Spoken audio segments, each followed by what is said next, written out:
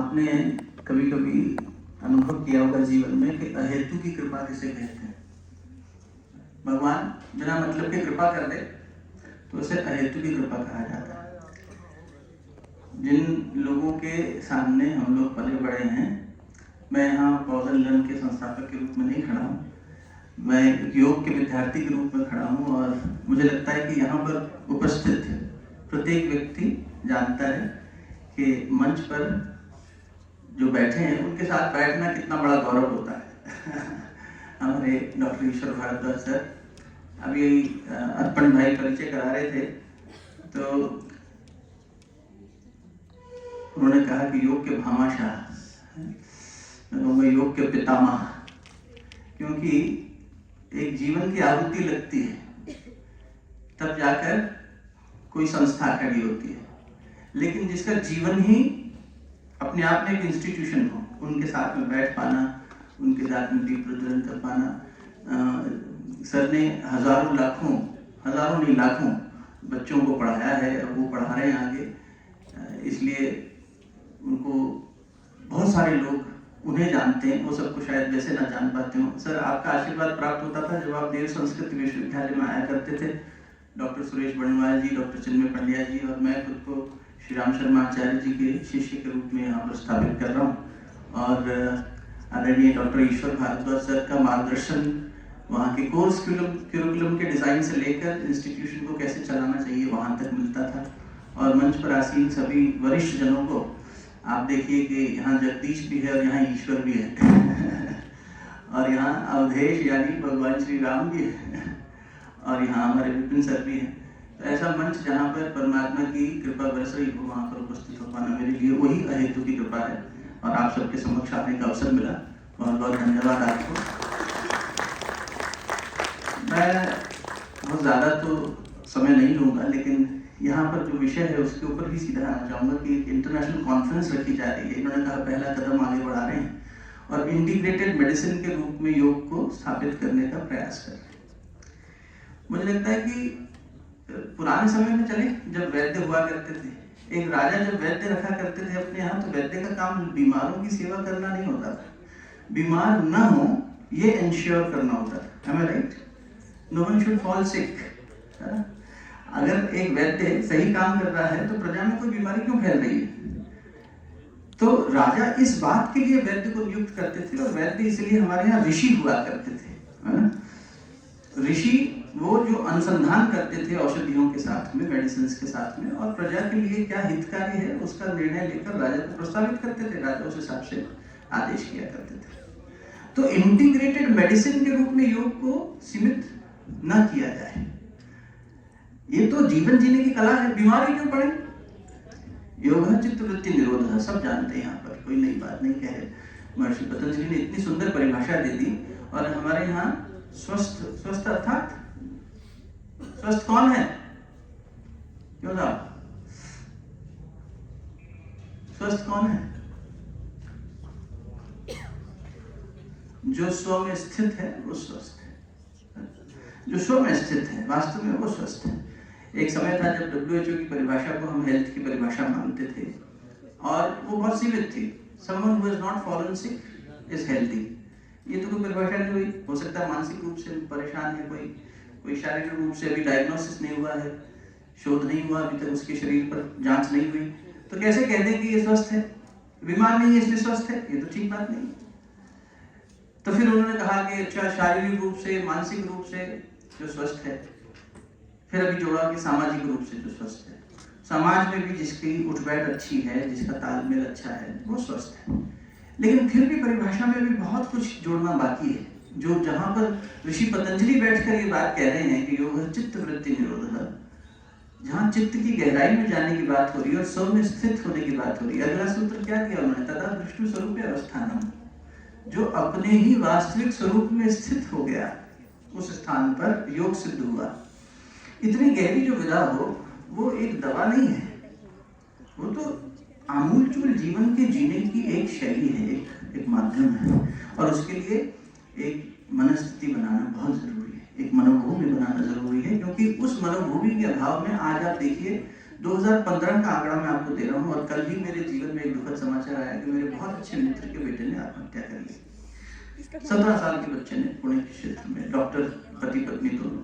आप देखिए कि हम एक विकसित समाज की ओर बढ़ रहे हैं। थोड़ा ध्यान चाहूंगा मैं सब युवा साथियों का, बच्चों ध्यान दो, हम एक विकसित समाज की तरफ बढ़ रहे हैं, because you are the future of tomorrow. हमने जो भी विकास की धारा पकड़ी, ग्रोथ की, आज हम सबके पास पूरी दुनिया हमारे फोन में है। यहाँ बैठे बैठे हम सब कुछ जान सकते हैं, बहुत कुछ कहीं पहुंच सकते हैं, लेकिन भीतर में हम ज्यादा कहीं पहुंच नहीं पा रहे। इस वजह से 2015 का आंकड़ा ये कहता है दुनिया भर का कि हर 40 सेकंड में, every 40 seconds somebody is committing suicide on this planet। 2015, आज तो 8 साल आगे तो और संख्या बदल गई होगी। 40 सेकंड का मतलब ये हुआ कि आप और हम 2 मिनट साथ में हैं तो 3 people on this planet are choosing to die। वो किसी एक्सीडेंट में, अकाल मृत्यु में नहीं जा रहे, वो किसी नेचुरल कैलामिटी में नहीं जा रहे, आपदा में नहीं जा रहे, वो किसी बीमारी से नहीं मर रहे, they are choosing to die। प्रतिदिन कितने लोग हुए? कोई गणित में बड़ा तेज हो तो लगाओ हिसाब, 2 मिनट में 3 लोग जाने का सोच रहे हैं, तो 60 मिनट में कितने हो गए? 60 मिनट तो सोचो, नहीं 90 हो गए ना, 30-60-90 लोग हुए, 1 घंटे में 90 लोग मर रहे हैं, by choice, not by compulsion. वो they are not having any hope. Gurudev लिखते हैं, योग ऋषि पंडित श्री राम शर्माचार्य जी, कि आत्महत्या क्यों, एक छोटा सा उन्होंने ग्रंथ लिखा, आत्महत्या क्यों, पॉकेट बुक, जेब में आ जाए इतनी छोटी सी किताब कहना ठीक नहीं, ऋषि जो चीज लिखते हैं वो ग्रंथ हो जाते हैं, है ना। इन महापुरुषों द्वारा लिखी गई योग की किताबें आज हम पढ़ रहे हैं, ये ग्रंथ है अपने आप में, जो इनकी लेखनी से निकले, इनके जीवन के शोध से निकले, अनुभव से निकले, उसको पीढ़ियां पढ़ रही हैं, कोर्स करिकुलम डिजाइन हो रहे हैं, तो वो ग्रंथ हो जाते हैं अपने आप में। तो गुरुदेव लिखते हैं उस ग्रंथ में आत्महत्या में कि देखो, ये व्यक्ति के जीवन में अब ये आशा भी नहीं रही कि भगवान भी आगे कोई चमत्कार कर देगा। इतना निराशा आ गई कि वो व्यक्ति जीवन को आगे बढ़ाने में अब सक्षम नहीं महसूस कर रहा खुद को। और वो व्यक्ति की एवरेज आयु कितनी है, ये जो आंकड़ा है हर 2 मिनट में 3 लोगों की आत्महत्या का, इसमें एवरेज एज है 35 ईयर्स, यानी एज यंग एज 15-17 साल का बच्चा, एज हाई एज 45-50 ईयर्स का व्यक्ति। और ये पढ़े लिखे समाज के आंकड़े ज्यादा हैं, जहाँ शिक्षा पहुंची है, ये निरक्षर लोग नहीं है, ये पढ़े लिखे बच्चे हैं, पढ़े लिखे लोग हैं, इनके पास नौकरी है, पैसा है, पद है, प्रतिष्ठा है, लेकिन जीवन जीने में कहीं एक भारी चूक हो रही है, मूलभूत चूक हो रही है। जब हम लोग शांतिकुंज में रहा करते थे, 9 वर्ष वहाँ गुरुदेव के प्रांगण में रहे, 2008 से 2016 तक, मेरी पत्नी और मैं, और वहीं रह के अर्पण शिवम इन लोगों के साथ में इनको पढ़ाया किया, तो वहाँ पर भी ये बात आती थी। तो जब वहाँ से चले आगे तो गुरुदेव ने कहा, मैं ये चाहता हूँ कि आश्रम एक स्पिरिचुअल एकेडमी है शांतिकुंज, यहाँ आकर सीखो, समाज में जाके धारा बन के, और बहुत हर कोई यहाँ नहीं आ पा रहा, तुम लोगों तक पहुँचो। इमरजेंसी में क्या होता है पता है, जब इमरजेंसी होती है तो डॉक्टर अपने क्लिनिक में बैठ के इलाज नहीं करता, क्यों साहब? तब वो ये नहीं कहता कि टोकन लो, नंबर से आओ, इतनी फीस जमा कराओ तब देखूंगा। इमरजेंसी में डॉक्टर कैंप लगाता है और क्षेत्र में जाके लोगों को दवाइयां बांटता है। बेटा, इमरजेंसी का समय चल रहा है, ये इमरजेंसी है ना, कि हमारे आपके बीच में बैठे हुए लोगों के मन में क्या चल रहा है हमें नहीं पता। उन माँ बाप को जो खुद डॉक्टर हैं, उन्हें नहीं पता था कि उनका बच्चा कल सुसाइड कर लेगा, 9वें माले से जाके कूद गया, हमें नहीं पता था कि यार कैसा खेलता बच्चा था। कहीं ना कहीं भारी चूक हो रही है संबंधों में, जीवन के जीने में, हमारी समझ में, हमारी सोच में, हमारी उसी मनोभूमि में जिसकी ओर मैं संकेत कर रहा था, जिसे महर्षि पतंजलि कहते हैं कि क्षिप्त, विक्षिप्त और मूढ़, ये 3 मनस्थितियां काम नहीं आएंगी। ये सिर्फ आसन सिद्ध करने की बात थोड़ी है। आसन सिद्ध करना अगर योग होता तो सर्कस का हर जिम्नास्ट योगी हो जाता, नहीं। ये तो मन को सिद्ध करने की बात है, ये उस चित्त को शोधन करने की बात है जिसके अंदर ये सब चीजें बैठी हैं जो हमें प्रेरित कर रही हैं कहीं ना कहीं गलत कर देने के लिए। दुर्योधन याद है ना सबको? भगवान कृष्ण ने प्रश्न पूछा कि भाई पांडवों में और तुम में क्यों अंतर है? हमारे विद्वत जन तो जानते हैं, तो सूरज को दिया दिखाने की बात है, पर नए साथियों के लिए बात रख रहा हूँ। तो दुर्योधन ने बड़ा अच्छा उत्तर दिया था जो हमारे ऊपर लागू होता है। अपना अपना मूल्यांकन ईमानदारी से करके देखिए। दुर्योधन का उत्तर क्या था? जानामि धर्मम न चमेव प्रवृत्ति, जानामि अधर्मम न चमेव निवृत्ति, केनपि देवेन हृदय स्थितेन यथा नियुक्तो अस्मि तथा करोमि। हे कृष्ण, मैं जानता हूं सत्य क्या है, धर्म क्या है। जानामि धर्म न च मे प्रवृत्ति, मैं चल नहीं पाता उसमें, मैं जानता हूं सही क्या है। आप और हम सब जानते हैं, हमें कोई बताए भाई साहब ये करना गलत है, वो करना सही, अरे पता है हमें मत समझाओ। क्यों? अहंकार स्वीकार नहीं करता। कितनों को पता है कि गुस्सा करना अच्छा नहीं है, पर हम सब गुस्सा कर देते हैं। सबको पता है झूठ बोलना ठीक बात नहीं है, हम सब बोल देते हैं। सबको पता है आलस्य प्रमाद हमारे लिए तामसिकता बढ़ा रहे हैं, हम सब कर रहे हैं। कहीं मूल परिवर्तन लाने की आवश्यकता है। इसलिए हम नाम जब चिंतन किया तो गुरुदेव ने प्रेरणा दी, पॉज एंड लर्न, ठहरो और सीखो। पहले ठहरो, बहुत तेज भाग रहा है, इतनी तेज भाग रहा है बेटा, दिशा तो देख ले। गांधी जी कहा करते थे, Mankind is running very fast but unfortunately in the wrong direction. Martin Luther king junior, जो गांधी जी से प्रेरित होकर अहिंसा का सूत्र लेकर गए भारत आकर, नेल्सन मंडेला की तरह, जिन्होंने ब्लैक अमेरिकन्स के लिए आवाज उठाई, उनका कहना था, we have guided missiles but misguided man. हमने मिसाइल गाइड करनी सीख ली, पर इंसान को गाइड करना नहीं सीखा अभी तक। इसकी आवश्यकता है, इस दवा की आवश्यकता है। जब ये दवा हम लोगों के बीच में डाल दे पाएंगे तो वो संजीवनी का काम करेगी। आज लक्ष्य किया हुआ मन मूर्छित हो रहा है, क्षमा करना बार बार। लक्ष्मण मतलब लक्ष्य किया हुआ मन। लक्ष्य किया हुआ मन भगवान के साथ जुड़ने के बाद भी मूर्छित हो सकता है। रामायण जी बता रही है हमें। क्यों? राम जी के साथ थे, ईश्वर के साथ हो, हाँ बिल्कुल, न्याय के साथ हो, हाँ है, सत्य का साथ दे लो, हाँ ईमानदारी से जी लो, हाँ अच्छा जीवन जी लो, जहाँ फिर भी मन मूर्छित हो रहा है कि नहीं, तो किसी हनुमान को लानी पड़ेगी संजीवनी। इसीलिए उनको गुरु की उपाधि दे दी, श्री गुरु चरण सरोज रज। तुलसीदास जी ने, आप गुरु हो, आप भगवान। गुरु कौन? जो भगवान का बोध कराते, जो सत्य का बोध कराते। भगवान क्या है, ईश्वर क्या है? एक तो समक्ष बैठे हैं ईश्वर भारद्वाज जी, एक जगदीश बाबा जी। ईश्वर क्या है? एक न्यायकारी सत्ता है, जो बोओगे सो काटोगे। बेटा सत्य बोओगे तो सत्य काटोगे, गुरु जी कहा देते थे। भगवान के खेत में हमने अपनी बुद्धि बो दी बेटा, तो देखो भगवान ने कई गुना करके वापस दी। भगवान के खेत में अपने विचार बो दिए, तो देखो कई गुना होकर वापस आए। भगवान के खेत में अपना समय बो दिया, हम भगवान के खेत में कितना बो रहे हैं। भगवान अर्थात योग सिर्फ आस्था और अनास्था की बात नहीं है, योग तो जीवन जीने की शैली है ना। कोई भगवान को ना मानता, स्वयं को मान ले। अरे अपनी अंतरात्मा में थोड़ा तो खोज के देख, तेरा मूल्य तो पहचान, तब ये घटनाएं होनी बंद होगी जिनका मैंने जिक्र किया। तब कहीं जाकर दुर्योधन से ऊंची स्थिति आ पाएगी, वरना दुर्योधन वाली हालत है हमारी, क्षमा करना, अर्जुन वाली हालत नहीं है। इसलिए गीता प्राप्त देवराज युधिष्ठिर को भी प्राप्त नहीं हुई। धर्मराज थे, आयु में बड़े थे। प्रश्न उठ सकता है मन में, द्रौपदी इतनी प्यारी थी कि कृष्ण उन्हें कृष्णा बुलाते थे। जो इतने प्यारे थे उनमें से किसी को नहीं दी सिवाय अर्जुन को गीता जी का ज्ञान। क्यों? अर्जुन में क्या खास बात थी कि उसको श्रेष्ठतम स्थापित करने के लिए द्रोणाचार्य से कह दिया एकलव्य का अंगूठा मंगवा लो, क्योंकि ये कौरवों के साथ लड़ेगा, इसलिए जरूरी है। तो कृष्ण के कहने पे द्रोणाचार्य ने अंगूठा मांग लिया, वरना ऐसा गुरु दक्षिणा कोई क्यों मांगेगा कि अपने शिष्य का नुकसान हो। नहीं, धर्म की स्थापना के लिए आवश्यक है, इसलिए द्रोणाचार्य ने ऐसी बात करी। बताइए अर्जुन में क्या खास बात थी? पात्रता। तो धर्मराज बेटा बहुत अच्छा सोचा तुमने, लेकिन धर्मराज तो बकायदा धर्म के दक्ष के प्रश्नों के क्या उत्तर दिए युधिष्ठिर ने, उनको भी सुना देते बड़े भैया को, और युद्ध भूमि से पहले बैठ के सुना देते पांडवों के साथ शिविर में।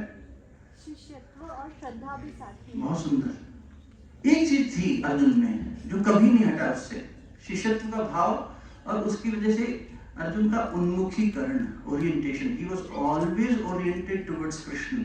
When Duryodhan and Arjun was given the choice of choosing between Krishna and his Narayani Sena, what did Arjun choose? अरे आप निहत्ते आ जाओ, हमें आप चाहिए हो। अगर आप नहीं तो कुछ भी नहीं, और आप हो, आपके माध्यम से जो मिलेगा स्वीकार है। हार मिली तो स्वीकार, उसी दिन जीत गया था वो। गीता तो उसने लोक कल्याण के लिए।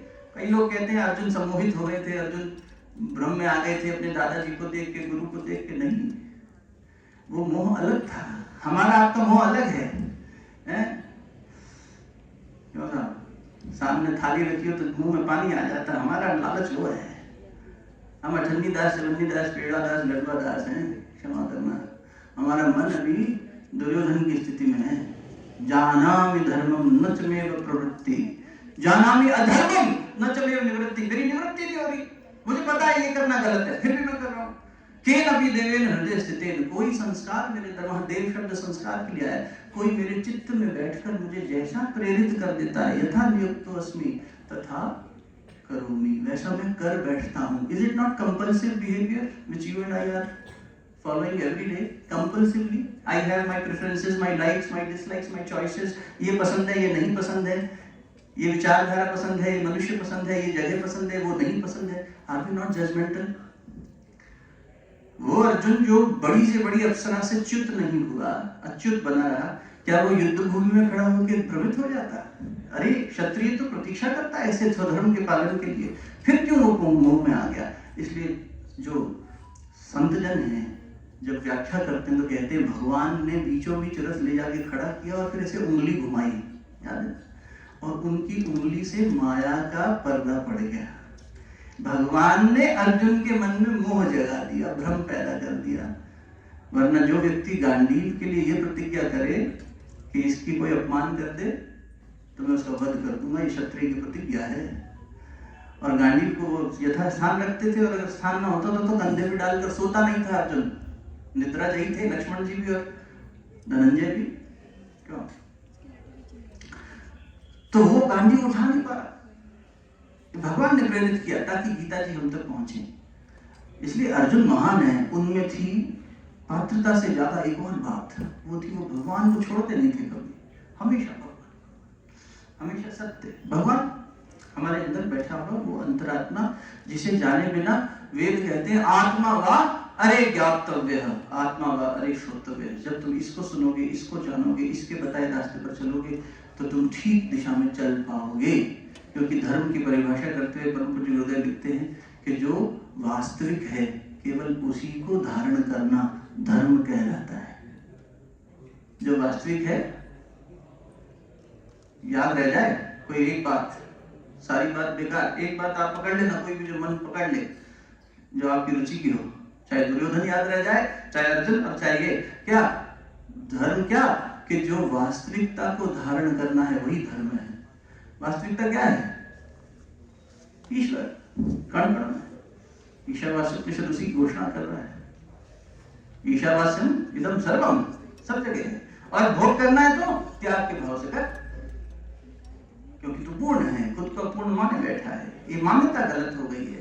इस मान्यता, गलत मान्यता के नतीजे भुगत रहे हम और आप। जो आत्महत्या कर रहे हैं तो एक बात, लेकिन देखो स्ट्रेस में कितने लोग हैं। 2008 में मुझे याद है जब हमने नौकरी छोड़ी थी बेंगलोर से और हरिद्वार शांतिकुंज आश्रम आए थे, तो 2008 में आंकड़ा ये था कि stress is a $1 billion industry, $1 billion की इंडस्ट्री थी। आज $3 ट्रिलियन की इंडस्ट्री है स्ट्रेस। इंडस्ट्री से मतलब stress related products, stress related treatments, stress related किताबें, वो सब तमाम चीजें जो हमें दिखाती और सिखाती हैं कि स्ट्रेसफुल ना हो और ठीक तरीके से जिएं।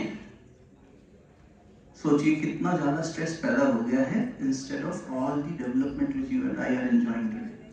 तो ये जो हमारा भोगवादी चिंतन की वजह से बीमारियां आ रही हैं, मानसिक शारीरिक जीवन में उथल पुथल मची है, उसे योग रूपी विचारधारा से ठीक किया जाना चाहिए। तब ये मेडिसिन इंटीग्रेटेड कही जा सकती है। भोग रूपी जीवन शैली से योग रूपी जीवन शैली। अब योग मतलब जुड़ना, आप सब जानते हैं, मेरे से ज्यादा पढ़े लिखे हैं इस मामले में। तो योग जो जुड़ने की बात कह रहा है वो कहाँ जुड़े? क्योंकि वो चित्त जिसके अंदर कोई बैठा है, ये नपि दिवेन हृदय स्थितिन, के नपि दिवेन हृदय स्थितिन, वो तो फंस रहा है बार बार। हमारी मान्यताएं हमारी मदद नहीं कर रही है। इसलिए गुरुदेव ने कहा मान्यताओं के बदले विवेक को महत्व दो, इसको जागृत करो। तुम्हारी मान्यता सही है, ठीक है, फॉलो करो, और नहीं है तो ठीक कर लो। इसीलिए तो श्रेष्ठतम हो। पशु और हम में अंतर क्या है? यही विचार शक्ति का, वो विचार कर सकता है। आदरणीय मिसी सर आने वाले हैं।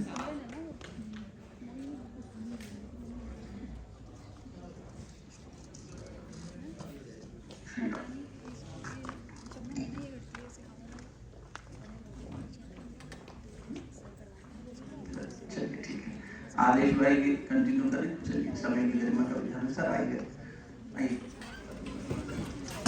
जोरदार तालियों के मध्य स्वागत का क्रम चलना चाहिए। आज हम सभी इतने भाग्यशाली महसूस कर रहे हैं परमादरणीय वाइस चांसलर सर की उपस्थिति।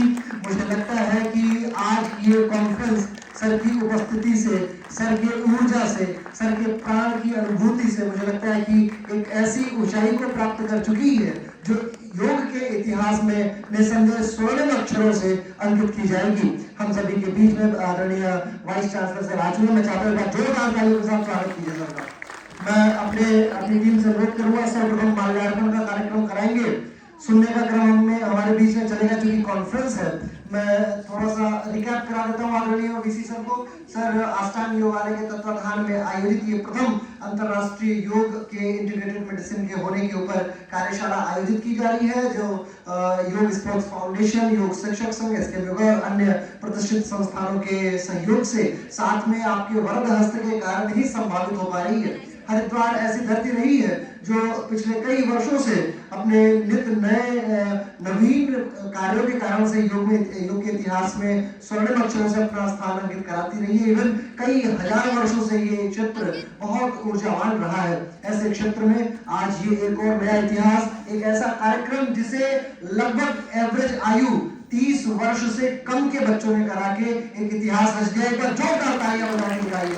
हमारे साथ में कई देशों के लोग भी जुड़े हुए हैं। अभी आप जब दूसरे सेशन में जाएंगे तो आप देखेंगे कि कई सारे देशों के वक्ता आपके बीच में उपस्थित होंगे। मैं माल्यार्पण की टीम से अनुरोध करूंगा कि जय सर्वप्रथम मैं चाहता हूँ वाइस चांसलर सर का स्वागत आदरणीय ईश्वर भारद्वाज सर एवं VK Pandey sir, Pahwa sir, आप सभी लोग करें। माला पहना के माला साथ में रुद्राक्ष की माला और पटका अर्पण जी अभी जोरदार तालियां बजती रहनी चाहिए। मुझे लगता है कि ये क्षण एक ऐसा भाव विभोर करने वाला क्षण है। आप समझिए एक तरीके से पिता का स्वरूप जो होता है किसी परिवार में, वो किसी विश्वविद्यालय में माननीय कुलपति का होता है, कुलाधिपति का होता है या उप कुलपति का होता है, जिनके मार्गदर्शन में छोटी से छोटी चीज चल रही हो। देखिए मैं ये नहीं मानता कि हम लोगों ने बड़ा कार्यक्रम किया है, परंतु ये आश्वस्त हूं मैं इस बात से कि हमारे छोटे से भी कार्यक्रम को बहुत विशिष्ट बना दिया हमारे वाइस चांसलर सर की उपस्थिति ने। जोरदार तालियां। अब इसी क्रम में माल्यार्पण का क्रम चलता रहेगा। मैं अनुरोध करूंगा हमारे अन्य हमारे वक्ताओं से, मैं सर्वप्रथम अनुरोध करूंगा अंकुर मेहता सर से, आप ईश्वर भारद्वाज सर का माल्यार्पण करके स्वागत करें। जोरदार तालियां। ये एक अभूतपूर्व है, लेकिन मैं ये समझता हूँ कि जो डायरेक्ट डिसाइपल है, हम लोग तो अंकुर मेहता सर के डिसाइपल शिष्य रहे हैं और अंकुर सर ईश्वर भारद्वाज सर के रहे हैं, तो ये मौका जब एक साथ दो गुरु और शिष्य मंचस्थ हो तो ये मौका निसंदेह गुरु को और शिष्य के प्रेम को प्रतिबिंबित कराने का होना चाहिए। जोरदार तालियां बजती रहनी चाहिए।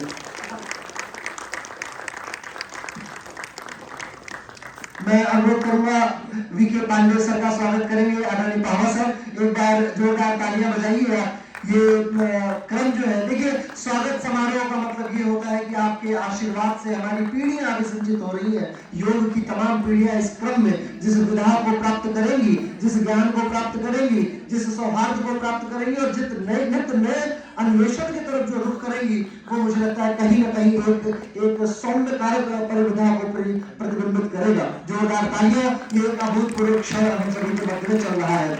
स्वागत समारोह का कार्यक्रम मैं अनुरोध करूंगा आदरणीय वीके पांडे सर से कि आप अंकुर मेहता सर का माल्यार्पण करके स्वागत करें। सर थोड़ा सा आपको आगे जाना पड़ेगा क्योंकि मंच हमारा जैसा भी है, थोड़ी यात्राएं करनी पड़ सकती है। एक बार जोरदार तालियां बजाइए। ये भी मेरे लिए व्यक्तिगत तौर पे बहुत भाव विभोर कर देने वाला क्षण है, क्योंकि मुझे लगता है कि जिससे हम लोगों ने कुछ सीखा है, आज उस समाज को, उस क्षेत्र को हम कुछ दे पा रहे हैं, ये अपने आप में ऐतिहासिक है। और इस ऐतिहासिक परिविधा के हम सभी लोग नियामक बन रहे हैं और उसके प्रायोजक बन रहे हैं, कारक बन रहे हैं। एक गिलहरी योगदान देने का जो संकल्प है वो प्रतिबिंबित हो रहा है, तो ये मुझे लगता है कि बहुत अभूतपूर्व क्षण है। जोरदार तालियां। एक बार ये तालियां बजती रहनी चाहिए। अभी आप अंकुर मेहता सर को सुन रहे थे। मैं आपको बता दूं, हम लोगों का तो पूरा बचपन ही, मतलब शिक्षा जब हमने शुरू की थी सन 2008, 9, 10, 11 में, उन दिनों सुन के ही बीता है, तो हमारे लिए तो बहुत ही अभूतपूर्व वक्ता रहे हैं। इसी क्रम में मैं अनुरोध करूंगा अर्पण जी से। अर्पण जी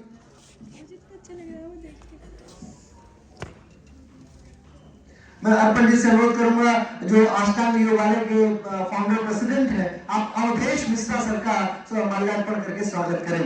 ये अगेन मैं आपको एक बात बताऊं, हम लोग पिछले 2 महीने से, जब मुझे लगता है अक्टूबर 4 या 5 तारीख से हम लोग की वार्ता शुरू हुई थी और इसमें अर्पण ने मुझे बताया कि भैया कुछ करना है ऐसा जो हम अपने इस क्षेत्र को दे पाए। अष्टांग योगालय न्यूली रजिस्टर्ड संस्था है हरिद्वार, जो कि योग के तकरीबन हरिद्वार के अगर 100 किलोमीटर रेडियस में आप देखें तो मुझे लगता है 10 से अधिक विश्वविद्यालय हैं और उन 10 विश्वविद्यालयों में बहुत सारा योग का मतलब मैटर आपको देखने को मिल सकता है, परंतु प्राइवेट प्लेयर के तौर पे उभरना और इस तरीके की गतिविधि कर पाना, रिसर्च की दिशा में जाना, मुझे लगता है कि बहुत कम संस्थाएं ये कार्य करती हैं। लेकिन बिजनेस करना और कराना एक बहुत अलग बात होती है, परंतु रिसर्च को प्रमोट करना कहीं ना कहीं अलग बात है।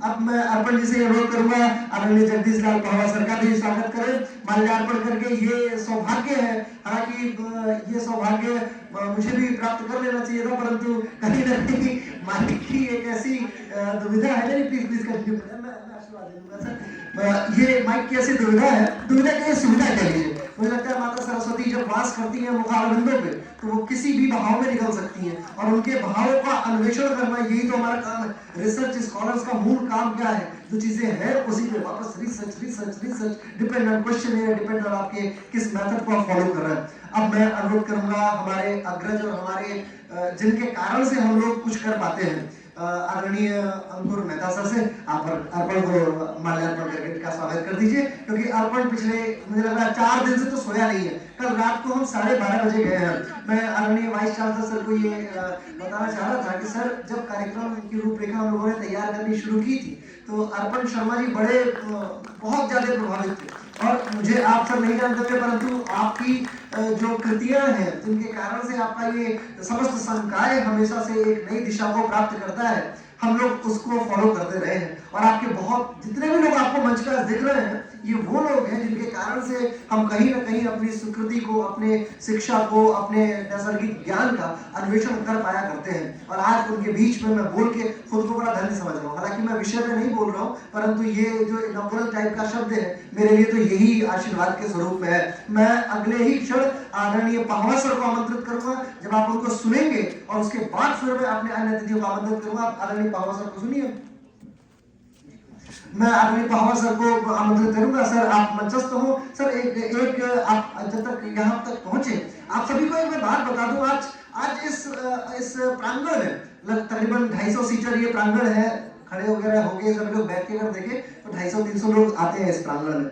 इस प्रांगण में यदि कोई एक ऐसा व्यक्तित्व है जो सर्वाधिक प्रसन्नता की सीमा को प्राप्त कर रहा है तो आप अंदाजा लगाइए। मुझे लगता है वो 2 या 3 ऐसी प्रतिभूतियां हैं, ऐसी विभूतियां हैं। प्रतिभूतियां इसलिए क्योंकि मैं वो सिक्योरिटीज बोलता हूँ अपने, अगर आंग्ल भाषा में आप देखें तो ये प्रतिभूतियां या विभूतियां इसलिए महत्वपूर्ण है क्योंकि आज लग रहा होगा उन्हें उनकी छाती जो गर्व से बहुत बहुत ज्यादा प्रफुल्लित हो रही होगी। एक तो हमारे गुरु लोग ईश्वर भारद्वाज सर, अंकुर मेहता सर, आदरणीय वाइस चांसलर सर की कृतियां तो डेफिनेटली वाइस चांसलर सर और उनके डिपार्टमेंट्स के लोग, और अर्पण शर्मा जी की माता जी भी। एक बार जोरदार तालियां उनके लिए भी बजनी चाहिए। मुझे लगता है कि आज वो हम सभी के सामने बैठी हुई है और आज मुझे लगता है कि उनको उनका जितना भी उन्होंने मेहनत की, जितनी भी मेहनत की है अर्पण के ऊपर, कहीं ना कहीं वो पूर्णता को प्राप्त करा। स्वागत है माता जी आपका आदरणीय पहवा सर। अगले क्षण आप पहवा सर को सुनेंगे। बहुत स्वागत है सर। एक बार जोरदार तालियों के साथ अपने अलग विद्वान श्रेणी के व्यक्ति, आप इनकी वाणी को सुनेंगे तो आपको एक प्रतिबिंबित होगा कि मैं क्यों कह रहा हूँ कि आपको एक अलग दिशा निर्देशन प्राप्त होगा। आदरणीय पहवा सर। धन्यवाद। भारत माता की, भारत माता की। आज अर्पण जी की पूरी टीम ने जो इंटरनेशनल का ये अष्टांग योग के ऊपर जो कार्यक्रम रखा है, ये बहुत ही, मेरे पास जब अर्पण जी आए तो अर्पण जी को मैं मिलते ही पता नहीं क्या अटैचमेंट हो गया उनके साथ। मैंने कहा जी अर्पण जी आप मेरे से क्या चाहते हो, जैसे आप चाहोगे, आपका भविष्य बहुत उज्जवल है, आपने बहुत आगे बढ़ना है और आप इस उम्र में आज ये कार्य करने जा रहे हो इंटरनेशनल लेवल का। और उत्तराखंड नहीं, सिर्फ उत्तराखंड ही नहीं, पूरे देश में अब योगा का इतना बड़ा वो फ्यूचर है। विश्व गुरु बनने के लिए योग ही एक ऐसा माध्यम है जो हमें विश्व गुरु बनाएगा। मोदी जी का मिशन, विजन पूरे अंतर्राष्ट्रीय स्तर पर अपने आप को आगे बढ़ाने के लिए बहुत ही बड़ा कार्य कर रहे हैं। मोदी जी अभी इन्वेस्टर समिट में उत्तराखंड के लिए उनके जो भाव है, उन्होंने जो अपनी इच्छा रखी है यहाँ के लिए टूरिज्म, योग और इसको आगे बढ़ाना, आयुर्वेद को आगे बढ़ाना, ये उनके लक्ष्य है। और मैं समझता हूँ कि आने वाले टाइम में कोविड ने हमें बता दिया है कि भारतीय जो आयुर्वेद और ऋषि मुनियों की जो ये पद्धति, योग, यही हमें देश में, पूरे वर्ल्ड में ये अब इसका भविष्य है और उत्तराखंड में विशेष भविष्य है। मैं आज इस कार्य से बहुत ही खुश हूँ, प्रसन्न हूँ। आज के जो मुख्य अतिथि हमारे वाइस चांसलर साहब आए हैं, मैं उनका हार्दिक स्वागत करता हूँ। ईश्वर भारद्वाज जी मेरे गुरु, और मेरे को आज से 30 वर्ष पहले उंगलियों में झंझनाहट रहती थी, तो आपकी कृपा से आज तक मैं 75 साल की आयु में बिल्कुल ठीक स्वस्थ हूँ, आपकी आशीर्वाद से। जितने भी गुरु बैठे हैं, मैं आप सबको नमन करता हूँ। आपने इन बच्चों का भविष्य बनाना है और अर्पण जी को आपने आशीर्वाद देना है ताकि ये बहुत आगे जाए, और मेरा पूरा सहयोग रहेगा, हर तरीके से सहयोग रहेगा। धन्यवाद। जय हिंद, जय भारत।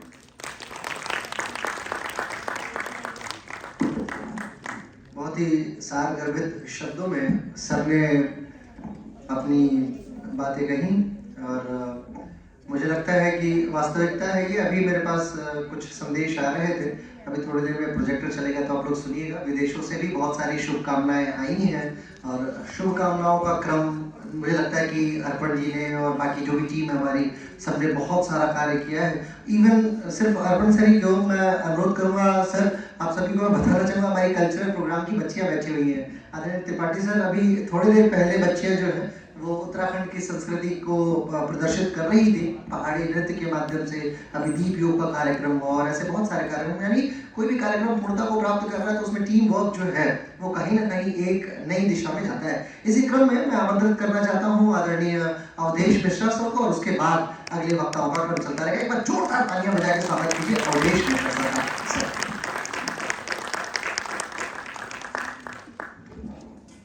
धन्यवाद। मंचस्थ हमारे माननीय कुलपति प्रोफेसर ए.के. त्रिपाठी जी, आदरणीय प्रोफेसर ईश्वर भारद्वाज जी, अंकुर जी, professor A K. Tripathi ji, professor VK. Pandey ji, हमारे कैंपस डायरेक्टर, और जगदीश लाल पावा जी, और हमारे सभी सम्माननीय विशिष्ट अतिथि और आए हुए सभी श्रोतागण जो सहभागिता कर रहे हैं इस आयोजन में। आज का विषय जो कॉन्फ्रेंस का रखा है, अष्टांग योगालय और उत्तराखंड आयुर्वेद विश्वविद्यालय के सौजन्य से, बहुत ही अच्छा सब्जेक्ट है कि योगा ऑन इंटीग्रेटिव मेडिसिन। सबसे पहले तो हमें ये जानना पड़ेगा कि इंटीग्रेटिव मेडिसिन है क्या। कई बार कंफ्यूजन बहुत होता है। एक्चुअली मेडिसिन का मतलब हम केवल औषधि से ले लेते हैं, यहाँ पर औषधि नहीं है। मेडिसिन का तात्पर्य यहाँ पर है चिकित्सा पद्धतियों से है कि चिकित्सा में या स्वास्थ्य में इसका क्या योगदान हो सकता है। योग का योगदान क्या है, बाकी चिकित्सा पद्धतियों का योगदान क्या है, और सबसे बड़ा हमारे साथ दुर्भाग्य क्या है आज का, कि हम ऐसे युग में जी रहे हैं जब पाश्चात्य सभ्यता, संस्कृति और ज्ञान विज्ञान से हम ज्यादा अभिभूत हैं, आवश्यकता से अधिक।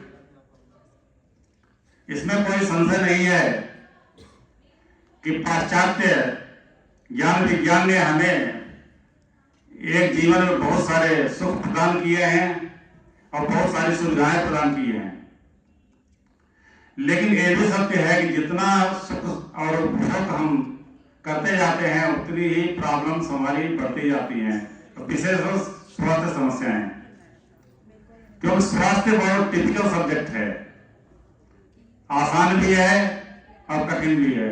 और जितना हम चिकित्सा पद्धति का इस्तेमाल करते जा रहे हैं उतना ही हमारा स्वास्थ्य जो है वो विकृत होता जा रहा है। आज जितना हम इलाज ढूंढते जा रहे हैं उतनी ही बीमारी बढ़ती जा रही है, उतने ही रोगी बढ़ते जा रहे हैं। आज हमारे हॉस्पिटल्स फुल हैं। आपने कोविड के संक्रमण काल में देखा होगा कि जितना कोविड के समय हमारे सारे हॉस्पिटल्स जो है, चिकित्सा व्यवस्थाएं लगभग फेल हो गई, विश्व की व्यवस्थाएं। और उस समय अगर किसी ने सबसे ज्यादा योगदान दिया संभालने में तो उसमें आयुर्वेद और योग दोनों का योगदान प्रमुख था। और विशेष रूप से भारत जैसे देश में जहाँ की जनसंख्या घनत्व बहुत ज्यादा है, उस देश को संभालना आसान नहीं था। लेकिन धन्य हो आयुर्वेद और योग का, जिसने कि न केवल संभाला बल्कि हमें दिशा दी, विश्व स्वास्थ्य संगठन को एक दिशा दी कि विशेष रूप से विचार करना चाहिए कि योग और आयुर्वेद खाली ऐसा कोई नहीं है कि केवल चिकित्सा नहीं है, केवल क्यूरेटिव ट्रीटमेंट नहीं है। हमारे आयुर्वेद में कहा गया है स्वस्थ से स्वास्थ्य संरक्षण आतुरस्य विकार पश्मनम च, कि सबसे पहला हमारा उद्देश्य यही है कि हम अपने स्वास्थ्य को कैसे स्थिर रखें और मेंटेन करें और उन बीमारियों को होने से रोकें। इसके अतिरिक्त अगर बीमारी हो भी जाती है तो उसको आसानी से और जल्दी से जल्दी कैसे ठीक कर पाएं। और इस दिशा में अगर सबसे बड़ा योगदान देता है तो वो आयुर्वेद और योग।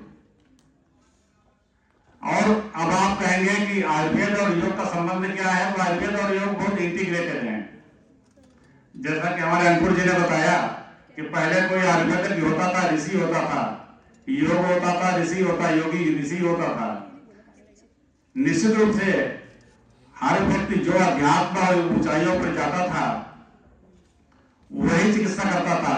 कहा जाता है रोगी की चिकित्सा आत्मा से की जाती है, आत्मा में प्रवेश करके की जाती है। अगर हम मरीज की, रोगी की आत्मा में प्रवेश न कर पाए, उसके मन के अंदर को एनालिसिस न कर पाए, तो ये संभव नहीं है उसकी पूरी चिकित्सा कर पाए। जो भी हम चिकित्सा करेंगे बहुत अधूरी होगी। इसलिए हम समझते हैं कि इंटीग्रेटिव मेडिसिन, जो कि विभिन्न चिकित्सा पद्धतियों का समन्वय है, और शायद भारत सरकार इस दिशा में बहुत तेजी से आगे बढ़ रही है। और हमें उम्मीद है कि एक दिन ऐसा आएगा जब एक चिकित्सक जिसको संपूर्ण चिकित्सा पद्धतियों का ज्ञान होगा वो सामने आएगा और उससे भारत के ऊपर बहुत सारा बर्डन कम हो जाएगा और हमारी चिकित्सा व्यवस्था जो है सुधर जाएगी और सभी व्यक्ति स्वस्थ होंगे, ऐसा हमारा मानना है। और ये इस टाइप के कार्यक्रम, कॉन्फ्रेंस इस दिशा में हमें सहयोग प्रदान करेंगे, दिशा प्रदान करेंगे। धन्यवाद। Thank you so much sir.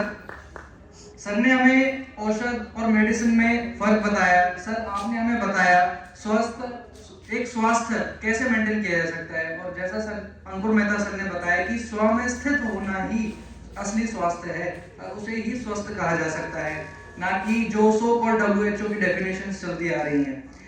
फिर साथ में सर ने बताया कोविड में कैसे आयुर्वेद और योग ने अपना योगदान दिया और वहाँ कैसे आयुर्वेद निखर के सामने आया सबके सामने कि सबसे बेस्ट चिकित्सा जो हो सकती है आयुर्वेद है, और साथ साथ जो इंटीग्रेटेड मेडिसिन एज अ योग बताया जा रहा है योग है।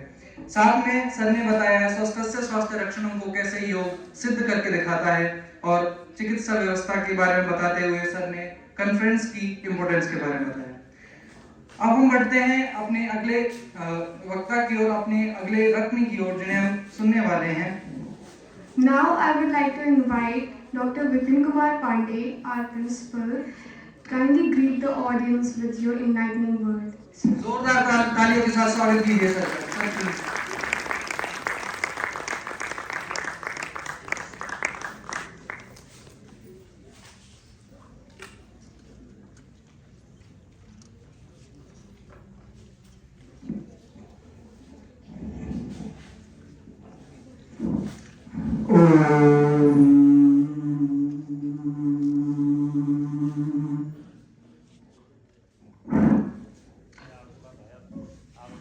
मुझसे पूर्व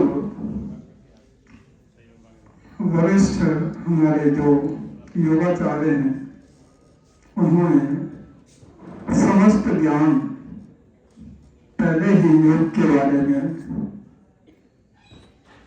आप लोगों को दे दिया है। मैं योगाचार्य तो नहीं हूँ, लेकिन मेरी रुचि निश्चित रूप से आयुर्वेद एवं योग में है, और आयुर्वेद और योग का आपस में महत्वपूर्ण संबंध है, क्योंकि आयुर्वेद की जो औषधियाँ हैं और जो हमारे शरीर में आयुर्वेद की दृष्टि से देखा जाए तो हमारे शरीर में 3 कार्यकारी तत्व होते हैं, जिनको कि वात पित्त कफ कहते हैं। सभी बच्चे जानते हैं, और जो आयुर्वेद से रिलेटेड नहीं है उनको ये समझना चाहिए। एक वायु तत्व होता है जो शरीर में सभी प्रकार की गतियों को कराने का कार्य करता है।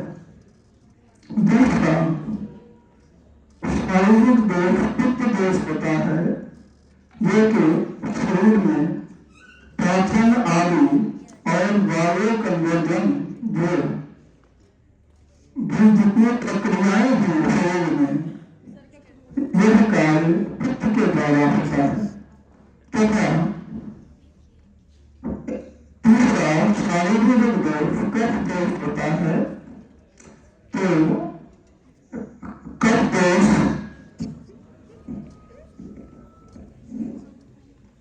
कफ दोष हमारे शरीर में बल प्रदान करता है,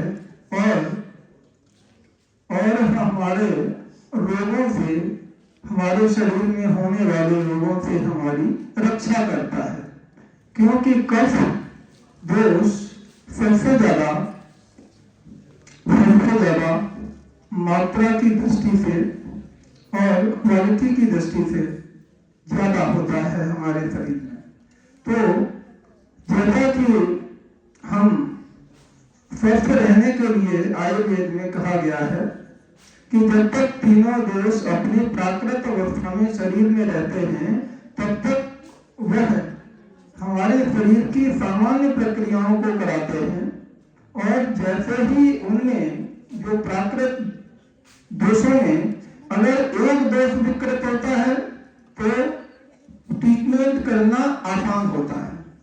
2 दोष विकृत होते हैं तो कठिनता बढ़ जाती है, और तीनों दोष जब विकृत हो जाते हैं तो यह बहुत ही कठिन अवस्था होती है।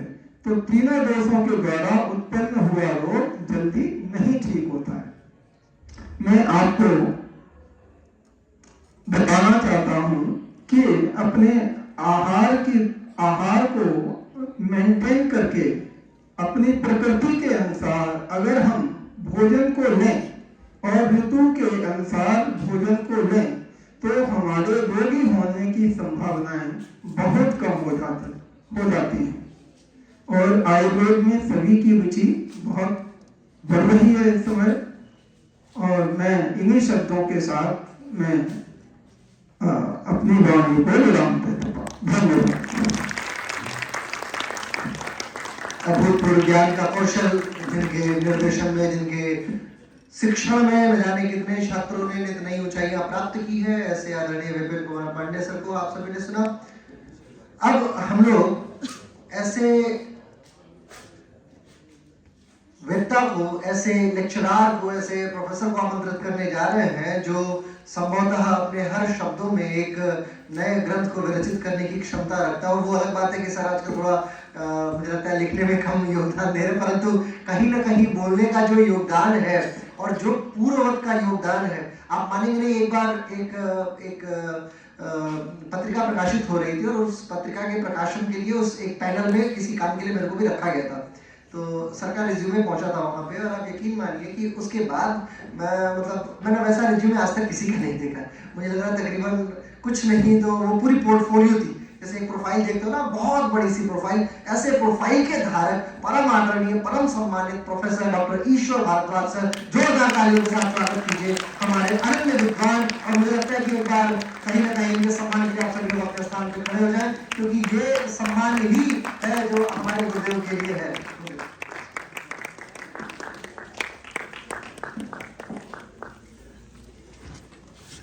ओम यो भूतं पुनरुक्त सर्वविस्तादितिष्ठति सर्यस्य केवलं तस्मै ज्येष्ठाय ब्रह्मणे नमः। ओम शन्नो मित्रः संवरुणः शन्नो भवत्वर्यः शन्नो इन्द्रो बृहस्पतिः शन्नो विष्णुरुक्रमः। नमो ब्रह्मणे नमस्ते वायो त्वमेव प्रत्यक्षं ब्रह्मासि त्वामेव प्रत्यक्षं ब्रह्म वदिष्यामि त्वं वदिष्यामि सत्यं वदिष्यामि कर्मामोऽस्तु तद्वक्तारमोऽस्तु ओम शांति शांति शांति। इस अंतर्राष्ट्रीय कॉन्फ्रेंस के उद्घाटन अवसर पर हमारे मध्य में विराजमान आयुर्वेद विश्वविद्यालय के माननीय कुलपति प्रोफेसर अरुण कुमार त्रिपाठी जी, इस गुरुकुल कैंपस के campus director professor Pandey ji, Sanskrit के अध्यक्ष डॉक्टर अवधेश जी, सामाजिक कार्यकर्ता के रूप में जौनपुर वर्षों से कार्य कर रहे हैं, साथ ही व्यापारी भी हैं। आदरणीय अभी आपने उनका व्याख्यान भी सुना, जगदीश पावा जी, प्रिय अंकुर मेहता जी, अर्पण जी, शिवम मिश्रा जी, मेरे सम्मुख विराजमान इस कैंपस के टीचर्स, बाहर से आए हुए अभ्यागतगण, मेरे प्रिय विद्यार्थी, ये एक अवसर है जब आप सब लोगों के दर्शन करने का मुझे सौभाग्य प्राप्त हुआ है। और इतने लोगों का एकत्र मिलना संयोग से होता है। ये कॉन्फ्रेंस उसका संयोग है और परमात्मा की असीम अनुकंपा है कि हम और कुछ ऐसे नए व्यक्तियों से भी मिल गए हैं जो पहले नहीं मिले। इसके लिए मैं उसका आशीर्वाद ही रखूंगा। समन्वित चिकित्सा पद्धति के रूप में हम योग को, आयुर्वेद को लेते हैं। उसमें दोनों का ही उद्देश्य समान ही है। बस आयुर्वेद में चिकित्सा के लिए औषधियों का प्रयोग है।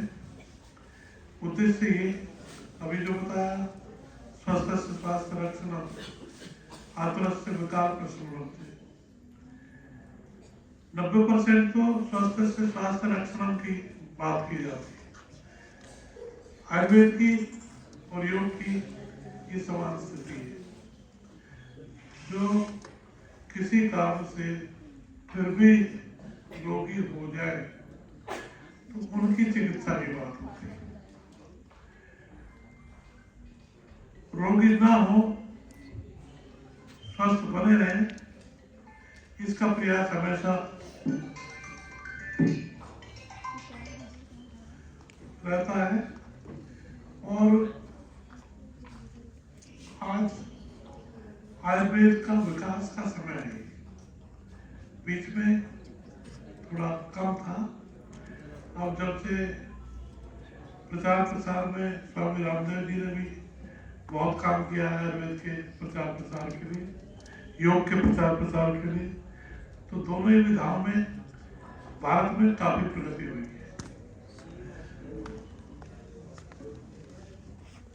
पहले आप देखिए कि हमने जब मास्टर डिग्री का कोर्स शुरू किया तो दाखिला लेने वाला कोई नहीं था। मुश्किल से 3 कैंडिडेट, उनमें रामदेव जी के साथी भी थे। वो मुश्किल से भर्ती किए थे और आज लाइन लगती है टेस्ट ले करके।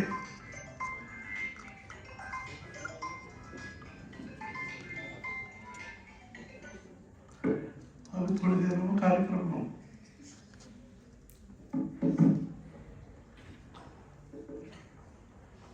आज देश में विदेश में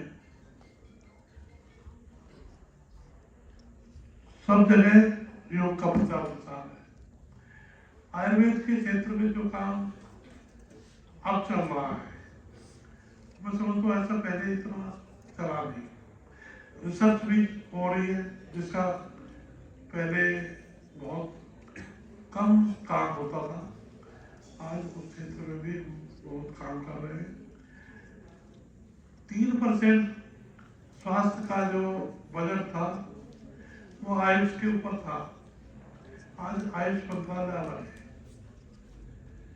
पूरा 97% बजट मॉडर्न चिकित्सा के लिए था। आप देखिए कि धीरे धीरे बढ़ ही रहा है और आयुष अलग से हमारे सामने विकसित होता हुआ आगे बढ़ रहा है। आयुष मंत्रालय, आयुष के लिए विश्वविद्यालय, आयुष के लिए अलग से चिकित्सक। आप देखिए आयुर्वेद के चिकित्सक को पिछड़ा हुआ मानते थे। जो एलोपैथी वालों को ग्रेड देते थे वो नहीं देते थे। आज समानता की स्थिति में है। बहुत बड़ा काम है। और आयुर्वेद में तब जाते थे जब जाते तो अब भी ऐसे ही है। पहले एलोपैथी के लिए कोशिश करते हैं, लेकिन एलोपैथी में एडमिशन लेने के लिए लाखों का खर्चा चाहिए। आयुर्वेद में आसानी से आपको कोर्स करने के लिए मिल जाता है। समानता आती जा रही है। अब हम उसको मेंटेन करके रखें, ये हमारी जिम्मेदारी है। हम आयुर्वेद के क्षेत्र में इतना काम करें कि एलोपैथी वाले भी आयुर्वेद पढ़ने के लिए विवश हो जाए। ऐसे योग के क्षेत्र में हम केवल उसको जीविकोपार्जन का साधन ना माने, उसको निष्ठा पूर्वक अपनाए भी और दूसरों को अपनाने के लिए भी प्रेरित करें। योग केवल चिकित्सा या केवल शरीर से संबंधित नहीं है। पहले तो योग दर्शन है और दर्शन का उद्देश्य होता था कैवल्य या मोक्ष की प्राप्ति। तो महत्व उद्देश्य है। हमारे जो 4 पुरुषार्थ हैं उनमें से एक है और अंतिम पुरुषार्थ है और सबसे श्रेष्ठ कहा गया है धर्मार्थ काम मोक्ष। हम जीवन में केवल कामनाओं को लेकर के जीते हैं। जब कामनाओं की कुछ पूर्ति होती है, कामनाओं के लिए हम धन का संचय करते हैं, तो अर्थ और काम यही जीवन में प्रधानता रहती है। धन कमाए, उससे कामनाओं की तृप्ति कर लें। जब इनमें कुछ मन भरता है तो सोचते थोड़ा सा धर्मार्थ काम कर ले, कुछ चौथे तक तो कोई सोचता ही नहीं, सोचते इसी में मरते मरते भी ये और हो जाता तो और अच्छा होता। ये नहीं कि आज भी जो योग कर रहे हैं और मोक्ष के लिए कर रहा है, सब अपना कामनाओं की पूर्ति के लिए, धन संचय के लिए, इससे ज्यादा नहीं है। तो हमें अंतिम लक्ष्य मोक्ष तक की प्राप्ति के लिए प्रयास करना और यहाँ रहते हुए मनुष्य को जो मूल आवश्यकता है, रोटी कपड़ा मकान ही होती है, और वो जो योग में आया है वो इनके बिना नहीं रहता। परमात्मा उसका साथ देता है और उसको इस चीज की कोई कमी नहीं रहती। बाकी कोई कहे तो मुकेश अंबानी बन जाऊं, वो तो बड़ा मुश्किल है। बन तो सकते हैं, रामदेव जी को देखो, 50,000 करोड़ का टर्नओवर,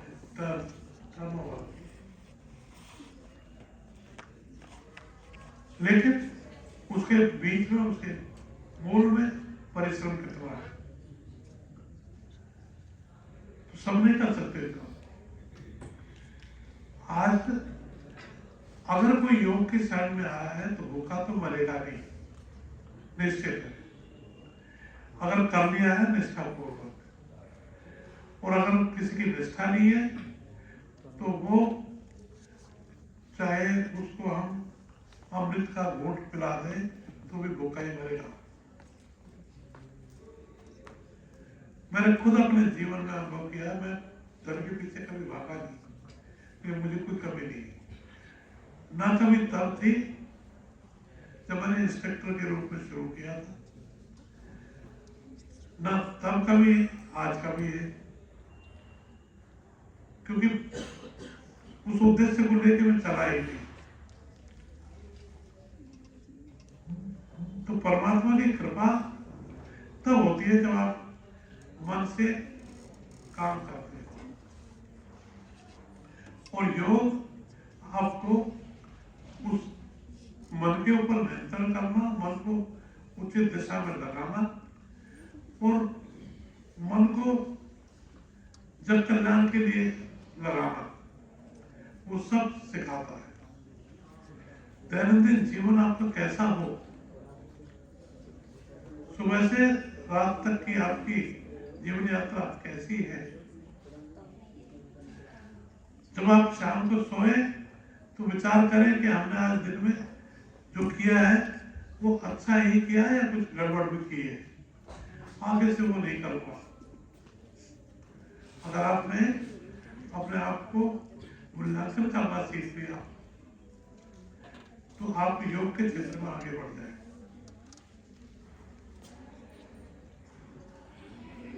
आदमी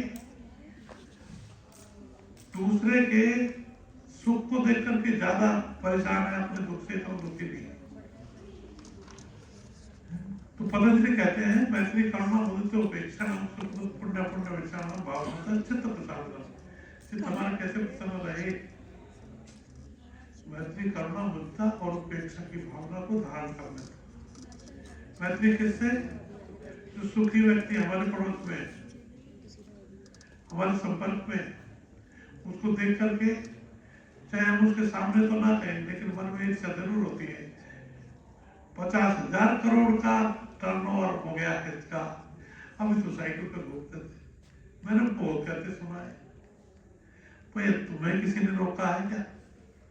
तुम भी साइकिल पे घूम रहे थे, आज भी घूम रहे हो साइकिल पे, तो 50,000 का नहीं 25,000 का ही करके दिखा दो। वो ईर्ष्या हमें मन से ही जलाती रहती है। कोई किसी का हाथ थोड़ी पकड़ रहा है, भाई मेहनत करने से कोई रोक थोड़ी रहा है, आप भी करो मेहनत, कुछ तो बढ़ोगे आप। लेकिन ईर्ष्या से तो और घटोगे, ईर्ष्या तो आपको कहीं का नहीं छोड़ेगी। तो ईर्ष्या नहीं, उसको दूर करने के लिए है मैत्री का भाव। उसको दूर करने के लिए मैत्री क्या काम करती है? मेरे पास में 2 कमरे का एक छोटा मकान और पड़ोस वाले जो हैं वो सारे एक एक कमरे के। मैं बड़ा खुश हूँ। लेकिन जब से पड़ोस में 4 मंजिल का मकान बना है तब से मैं उस 2 कमरे के मकान में बड़ा परेशान हूँ। ऐसा लगता है कि मैं डब्बे में कहाँ पड़ा हूँ। मेरे पास में छोटी गाड़ी 800 मारुति और पास में आके जो ऑडी खड़ी हुई है, जब से ऑडी खड़ी हुई है तब से वो डब्बा दिखने लगा। बड़ा चैन था पहले, वो चैन खत्म हो गया। ये सारी स्थिति हम सबकी है। हम इसको कैसे दूर करें, इसका उपाय है। क्योंकि मित्रता जिससे होगी उसका सुख भी और दुख भी वो हमारा होगा, वास्तव में अगर होगी। आज वाली दिखावटी मित्रता नहीं। जब लग पैसा गांठ में तब लगता खोया। मित्रता वास्तव में क्या है? जो मित्र के सुख को बढ़ाने का काम करे, मित्र के दुख के निवारण का काम करे, जो उसको अच्छे रास्ते में चलने के लिए कहे, जो उसको बुरे रास्ते से हटाने का काम करे, जो हर समय उसका चिंतन करे, उसके छोटे दुख को बड़ा मान के उसका निवारण करने की कोशिश करे, जो अपने दुख को भूल जाए उसके दुख के सामने, वो है मित्र। अन्यथा सब दिखावा है। तो वो मित्रता का भाव जब आ जाएगा तो ऑडी जो खड़ी है वो भी हमें अपनी लगेगी। जो मकान बनाया है 4 मंजिल का वो भी अपना ही लगेगा और हमें उससे कष्ट नहीं होगा।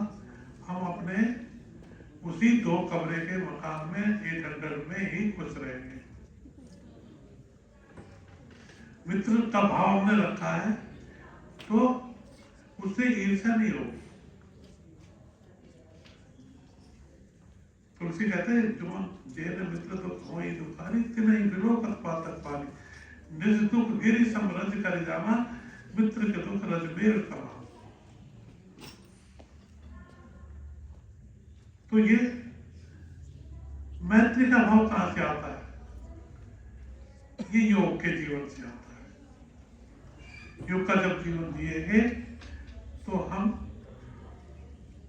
वेद कहता है सर्वाणि भूतानि मित्रस्य चक्षुषा सर्वाणि भूतानि समीक्षे। मित्र की दृष्टि से सारे प्राणियों को देखो, केवल मनुष्य नहीं, सब प्राणियों के प्रति मित्र का भाव। तो जो मित्रता का भाव है वो हमें ऊपर उठाता है, वो हमें स्वार्थ से ऊपर उठाता है। दूसरा था करुणा का भाव, दुखी के प्रति करुणा, जो हमें थोड़ा बहुत तो आती है, कई बार नहीं भी आती। वो जो करुणा है वो करुणा का जल हमारे अंदर के अंतस को धो करके साफ कर देता है, निर्मलता आ जाती है। और परमात्मा कहते हैं निर्मल मन होना चाहिए। अगर मुझे पाना चाहते हो तो मन की निर्मलता जरूरी है। बालक मन को इसलिए परमात्मा का स्वरूप कहा जाता है कि वो निर्मल होता है। उसको तो हम बाद में सिखाते हैं धीरे धीरे, छल प्रपंच, बच्चा तो सीधा होता है। लेकिन जब पड़ोस में आके कोई पूछता है मुझे कर्ज लेना था भाई, मैं पूछ जाके उससे कोई पापा है घर में, पापा ने देख लिया फला है, तो कहता बेटा कह दो पापा घर पे नहीं है। वो जा कहता पापा ने कहा पापा घर पे नहीं है। उसको समझाया जाता है ऐसा नहीं कहते, ये नहीं कहना पापा ने कहा है, बता दो पापा है नहीं घर में। तो हम सिखाते धीरे धीरे, वो हमारे से ज्यादा छवि को हो जाता है। इसलिए पीढ़ी जो आ रही है ना नई, वो पुरानी पीढ़ी से और ज्यादा चतुर होती जा रही है।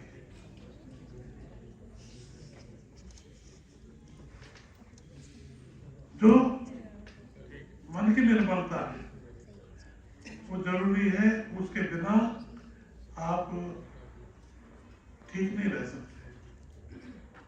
लेकिन आज सबसे बड़ी समस्या ये है, और वो समस्या स्ट्रेस के रूप में आ रही है। स्ट्रेस की स्थिति ये है कि आज लगभग 70% लोग स्ट्रेस में जीते हैं। हम बैठे ना बहुत सारे, हम भी स्ट्रेस में जीने वाले हैं, क्योंकि स्ट्रेस रहित होना बड़ा कठिन काम है। किसी को एग्जाम का स्ट्रेस है, किसी को रोटी कमाने का स्ट्रेस है, कोई व्यापार में स्ट्रेस है, कोई अपना जहाँ नौकरी कर रहा वहाँ स्ट्रेस है, अधिकारी को स्ट्रेस है, कर्मचारी को स्ट्रेस है। बची कौन सी जगह? परमात्मा की शरणागति में चला गया, उसको स्ट्रेस नहीं बोलता। उसके लिए चाहिए निर्मल मन, और निर्मल मन को निर्मल करने का उपाय क्या है? सरल भी है और कठिन भी है। मन सत्य शुद्धति, मन सत्य के द्वारा शुद्ध होता है। सत्य का आचरण करना शुरू करेंगे, शुद्ध हो जाएगा।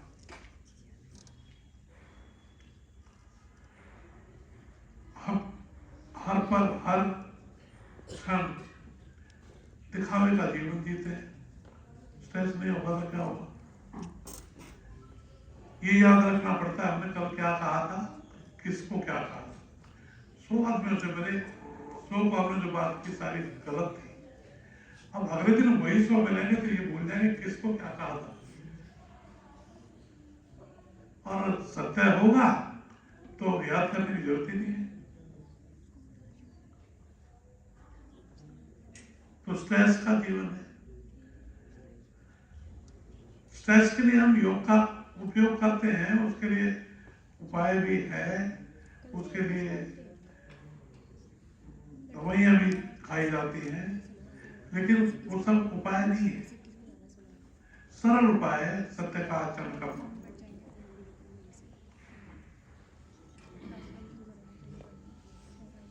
और एलोपैथी का प्रयोग करके हम जो जीवन जी रहे हैं, ग्लैक्सो इंडिया की 85 की रिपोर्ट थी कि हमारे औषधियों का केवल 1/3 काम करता है, 1/3 रोगियों पे। उन्होंने आयुर्वेद पढ़ा नहीं। कोई वातपित्त कफ के अनुसार आपकी औषधि तीनों के लिए तो काम नहीं करेगी, एक पे तो करेगी। हमारे यहाँ अगर वात की वजह से सिर में दर्द है तो उसका अलग नुस्खा है, पित्त की वजह से सिर में दर्द है उसका अलग नुस्खा है, कफ की वजह से सिर में दर्द है तो उसका अलग नुस्खा है। तीनों के अलग नुस्खे होने से अलग दवाई होगी। और अगर एक जिसकी वजह से सर में दर्द है वो नहीं दिया, दूसरे देंगे तो बढ़ेगा उससे, ठीक कैसे होगा? आयुर्वेद का अगर सही अनुपात, सही मात्रा ले तो प्रयोग वो विकार उत्पन्न नहीं करता। अब जो तो एलोपैथी में साइड इफेक्ट है, आगे जो दे रहा है उसी को नहीं पता कि इसका साइड इफेक्ट भी है। फिर जो साइड इफेक्ट परीक्षण के समय नोट कर लिए थे वो तो लिख दिए उन्होंने, बाकी बाद में कितने हो रहे हैं उनका नहीं पता। जब हो जाता है तब पता लगता है कि इससे ये भी होता है। पेनिसिलिन वगैरह जो थी ना बंद कर दी गई, पहले बहुत उपयोग में थी, अब उनके साइड इफेक्ट का पता लग रहा। तो बंद कर दिया। ये आज जो निरापद औषधि चिकित्सा भी है वो आयुर्वेद है,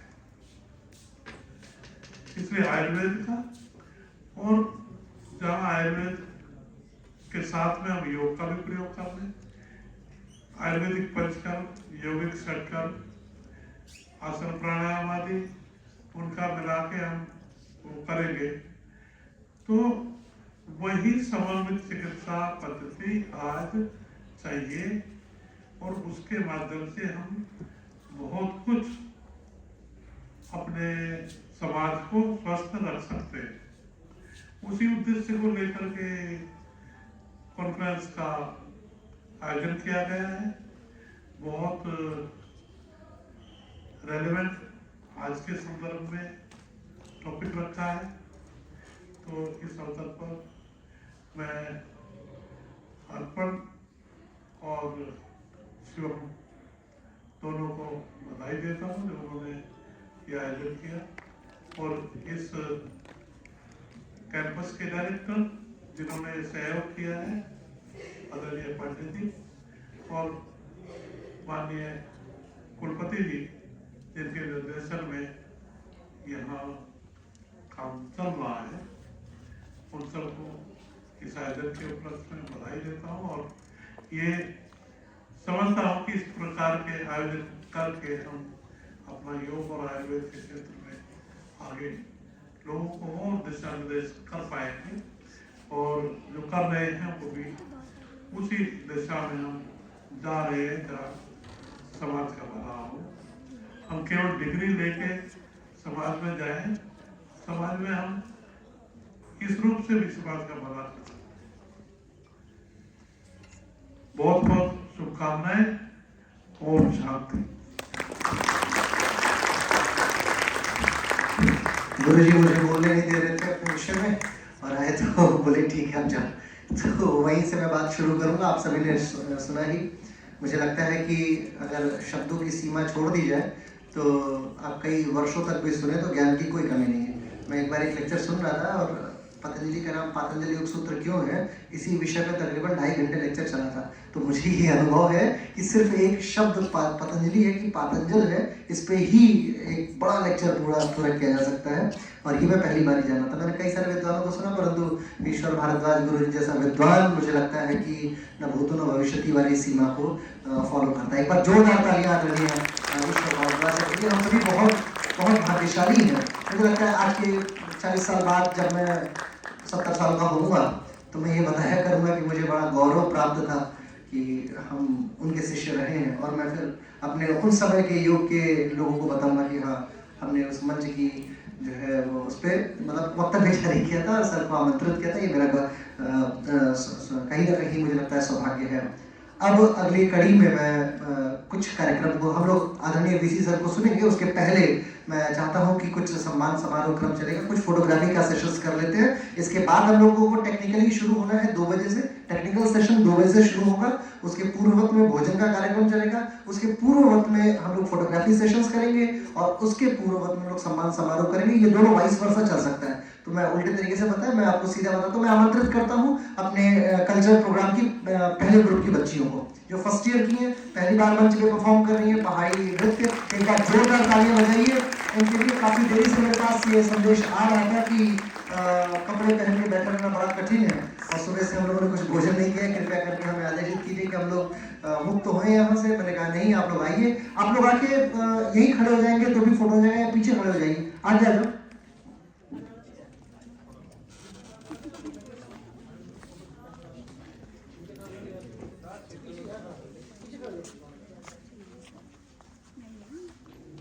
जो भी लोग अभी फोटोग्राफी कराएंगे वो आएंगे पीछे चुपचाप से, मतलब शांतिपूर्वक खड़े रहेंगे अपने अपने लाइन के अनुरूप। दोनों हाथ बाइंड करके और सामने रखिए, लाइन लगा लीजिए। फोटोग्राफी टीम से अनुरोध है कि एक बार अपना फ्रेम सेट कर लीजिएगा, क्योंकि इन बच्चियों के नृत्य ने एक संस्कृति के प्रारूप को जारी रखा है। संस्कृति एक ऐसा शब्द जो मुझे लगता है कि कई सारे विश्व से अब धीरे धीरे मिक्स होती जा रही है ग्लोबलाइजेशन के कारण, और कहीं ना कहीं उसकी पूर्ति समाप्ति की तरफ जा रही है। फोटोग्राफी सेशन हो रहा है। एक बार आप लोग जोरदार तालियां बजाइए इन बच्चियों के लिए जिन्होंने इतना अभूतपूर्व योगदान दिया। और आप लोगों से कहना चाहूँगा कि मुस्कुराते रहिए, थकान आपके चेहरे पर दिख रही है, ऐसा ना हो कि आप थके हुए दिखे और बाद में बोले कि मेरी फोटो खराब हो गई है। फोटोज आपको मिल जाएंगी। और मुझे लगता है कि अगले क्रम में हम लोग आमंत्रित करेंगे द्वितीय ग्रुप नृत्य की 3 बच्चियां जो सीनियर हैं। और इन लोगों ने पहले कहा था कि हमारा नृत्य पहले करा दीजिएगा, हम लोग मुक्त होना चाहते हैं जल्दी। मैंने कहा नहीं, आप ही का सबसे अंत में कराया जाएगा, क्योंकि पता नहीं कैसा हो प्रथम वर्ष की बच्चियों का नृत्य, क्योंकि पहली बार आई है विश्वविद्यालय में, पहली बार उन्हें मंच मिल रहा होगा और उनकी परफॉर्मेंस पे मतलब मुझे नहीं लगता कि प्रश्न तो लगाना चाहिए, परंतु योग्यता तो है आपको में कहीं ना कहीं साधना होगा। फिर बच्चे आए और उन्होंने भी उन्हें सपोर्ट किया और कहीं ना एक अंत में अगर हम देखें तो कार्यक्रम सुदृढ़ता को प्राप्त किया। हम दूसरे ग्रुप को आमंत्रित करें। इसके बाद गणेश वंदना की टीम और धर्मंत्री वंदना की टीम। गणेश वंदना की टीम कहाँ पे? वो नहीं है। धन्वंतरी वंदना की टीम है यहाँ पे, वो भी नहीं है। इसके बाद सम्मान समारोह हम करेंगे अपने अतिथियों का। मैं अपनी टीम से अनुरोध करूंगा कि यथाशीघ्र मंचस्थ हो जाए। जोरदार तालियां एक बार इन लोगों के लिए जिन्होंने अपना ऐसा योगदान दिया। हाँ, गणेश वंदना की टीम आई प्लीज। ये 2 बच्चियां भी हैं जिन्होंने गणेश वंदना पर नृत्य किया था और गजानन को आमंत्रित किया अपने भावों से, अपने कौशल से। इसके बाद सम्मान समारोह का क्रम चलेगा।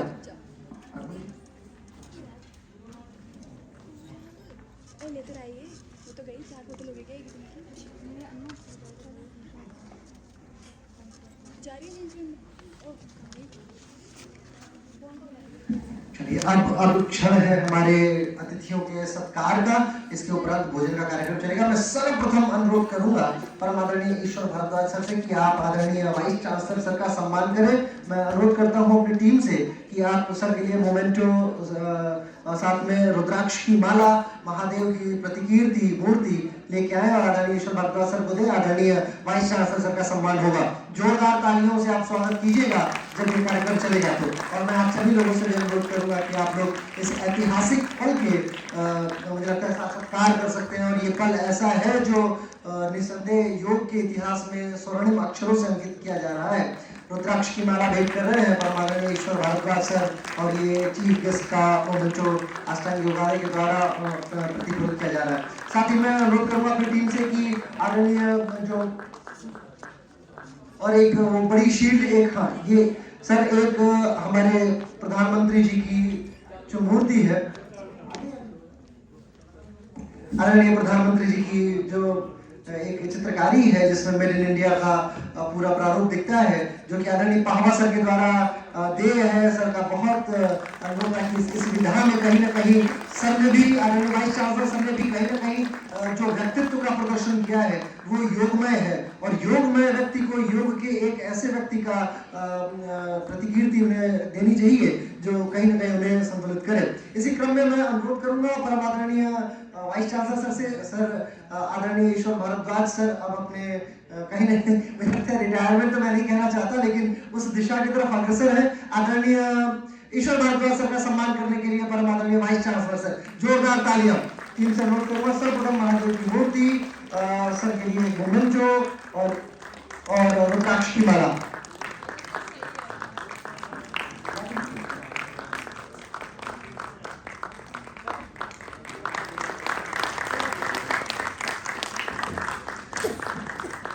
साथ में वो एक ठीक है। अब इसी क्रम में मैं अनुरोध करूंगा, मोमेंटो भी दे दीजिए, मोमेंटो, हाँ प्लीज सर, एक मोमेंटो रहेगी खतरा। और एक चेन भी सर को दी जा रही है आदरणीय पाहवा सर के द्वारा। सर ने कहा कि अब हम लोग जिस विधा को हम लोग आगे लेके चल रहे हैं उसमें ये एक मानक है जो सम्मान के तौर पे दिया जाता रहा है, एक अति विशिष्ट विधा और वैधानिक और सांस्कृतिक विरासत के रूप में। तो ऐसे क्रम में परम आदरणीय पाहवा सर को भी मैं आमंत्रित करता हूँ, सर आए और अपने कमलों से आदरणीय ईश्वर भारद्वाज सर का सम्मान करें। जोरदार तालियां। ये अगेन एक ऐतिहासिक पल है। ये अभूतपूर्व कार्यक्रम हम लोग कर रहे हैं। इस दिशा में हम लोग अगले कड़ी में मैं अनुरोध करूंगा अपनी टीम से कि आप मोमेंटोस प्रेजेंट करना शुरू कीजिए और साथ में रुद्राक्ष की माला और पटका आदरणीय विपिन कुमार पांडे सर का सत्कार होगा। विपिन कुमार पांडे सर, अगर आप थोड़ा सा मध्य में आ जाते तो ईश्वर भारद्वाज सर और वाइस चांसलर सर दोनों लोग मिलकर आपका सम्मान सत्कार करेंगे। आदरणीय विपिन कुमार पांडे सर।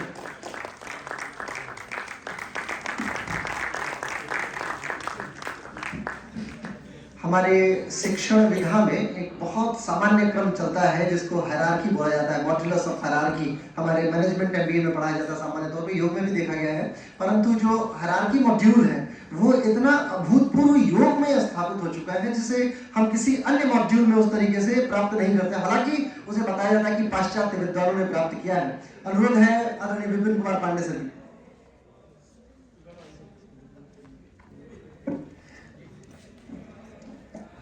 आदरणीय विपिन कुमार पांडे सर का सत्कार होगा।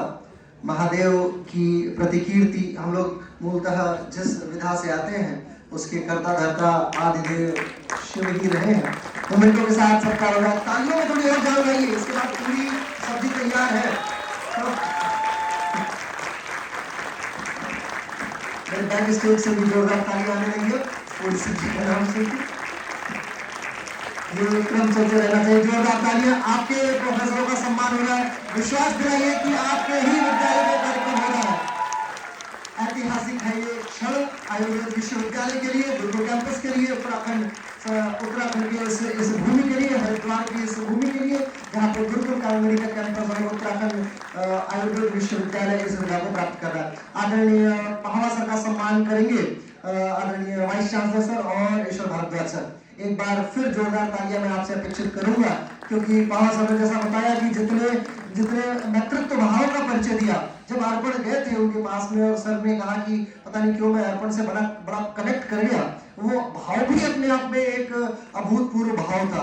मतलब एक व्यक्ति जो अपनी विधा का विद्वान है और किसी स्तर पर स्थापित है, ऐसे लोगों में सामान्यतः मैंने जो चीजें अपने जीवन में देखी है वो शाब्दिक तो नहीं है परंतु मार्मिक जरूर है। आप समझ सकते हैं कि मैं किस विधा का अन्वेषण करने की कोशिश कर रहा हूँ। आदरणीय पहावा सर का सम्मान हो रहा है। इसके बाद सम्मानों के क्रम में मेरे गुरु और मेरे अग्रज, मेरे बड़े भ्राता, मेरे सब कुछ यत्र तत्र सर्वत्र विराजमान परम आदरणीय अंकुर मेहता सर का सम्मान होगा। एक बार जोरदार तालियां बजाइए। जो भी मैं बोल पाने में सक्षम हूँ, कई बार ऐसा होता है कि बहुत तीव्रता से चीजें निकलती हैं, कई बार ऐसा होता है बहुत सूक्ष्मता से निकलने लगती है। ये सब जो भी दिया हुआ है इन्हीं लोगों का दिया हुआ है। आज मतलब मुझे लग रहा है आप सर की उम्र का अंदाजा भी नहीं लगा सकते, लेकिन मैं सन 2008, 9, 10 के समय में जब पढ़ाई किया करता था उस समय सर लोगों से ज्ञान प्राप्त हुआ है और आज की ये परिसीमा एक नई दिशा को, एक नए इतिहास को लिख रही है। पिछले 12 वर्षों से मैंने अपने लिए या इस माहौल को बनाने की जो कोशिश की है, अर्पण ने, मैंने, हम सभी ने बहुत सारा कार्य किया, परंतु आज पहली बार ऐसा मौका मिल रहा है जहाँ पे आदरणीय सर के साथ मंच साझा करने का सौभाग्य अर्पण को प्राप्त हो रहा है, मुझे भी प्राप्त हो रहा है और ये ऐतिहासिक है। फोटो वगैरह चल, देखिए सारी चीजें ठीक है, फोटो जरूर ले लीजिएगा क्योंकि ये ऐतिहासिक होता है। कार्यक्रम तो 4 दिन बाद 10 दिन बाद दिमाग से उतर जाएगा परंतु फोटो नहीं खराब होनी चाहिए, ये भी ऐतिहासिक होता है। आदरणीय अंकुर मेहता सर का सम्मान। जोरदार तालियां एक बार। मैं फिर आपको बता दूं कि पनीर की सब्जी भी बन रही है, एक बार और तालियां बजाइए जोरदार। अच्छी सब्जियों के नाम पे योग में मुझे लगता है लोगों को भूख नहीं लगनी चाहिए, परंतु ये भी सच है कि आप लोग BAMS के भी छात्र हैं। आदरणीय अंकुर मेहता सर का सम्मान हो रहा है और मेरा हृदय प्रफुल्लित है। अब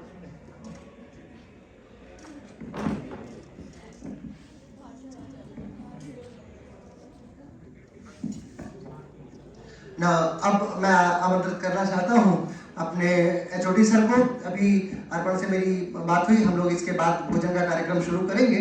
अब मैं आमंत्रित करना चाहता हूं उसके पूर्वज में आदरणीय अवधेश मिश्रा सर को। जोरदार तालियों के बीच में स्वागत कीजिए आदरणीय अवधेश मिश्रा सर को। अवधेश मिश्रा सर का सम्मान होगा आदरणीय वाइस चांसलर और ईश्वर भारद्वाज सर के द्वारा।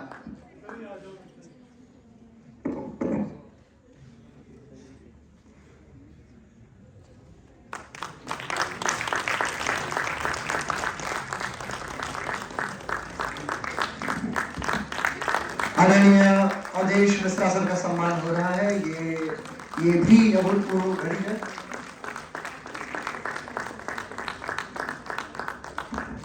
अब इसके बाद उस विभूति का सम्मान, जिस विभूति के कारण से ये सारा कार्यक्रम हो पा रहा है, मतलब ऐसा आशीर्वाद जिस आशीर्वाद को प्राप्त करने के लिए अर्पण जी को तकरीबन 6 महीने लग गए पूरी कोशिश के बाद, मतलब सर तक पहुंच पाने में। पहुंच गए, जैसे ही पहुंचे तुरंत फाइल स्वीकार की गई।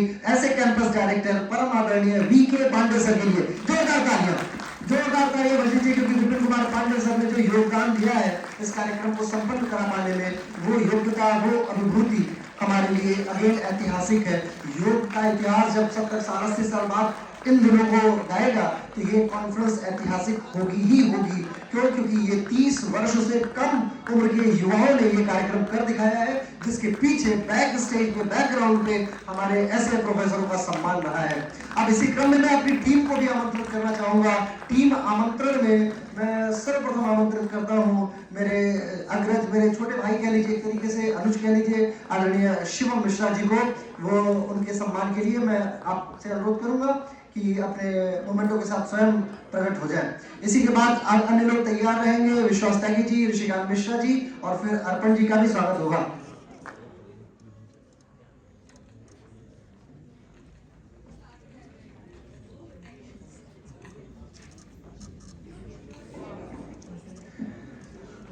शिवम मिश्रा जी का स्वागत हो रहा है। सहयोग की बात है कि हम दोनों लोग नाम साझा करते हैं। ये एक पता नहीं कैसी विधा है कि नाम साझा करते हुए मुझे बड़ा गौरव अनुभूति, बड़े गौरव की अनुभूति प्राप्त हो रही है। शिवम मिश्रा जी ज्वाइंट सेक्रेटरी हैं योग स्पोर्ट्स फाउंडेशन के, और आपके निर्देशन में बहुत सारे कार्यक्रम बहुत सरलता से हो जाते हैं। छोटी उम्र है परंतु कार्य करने की क्षमता, जोश बहुत सारा है। इसी क्रम में मैं आमंत्रित करता हूँ विश्वास त्यागी जी को।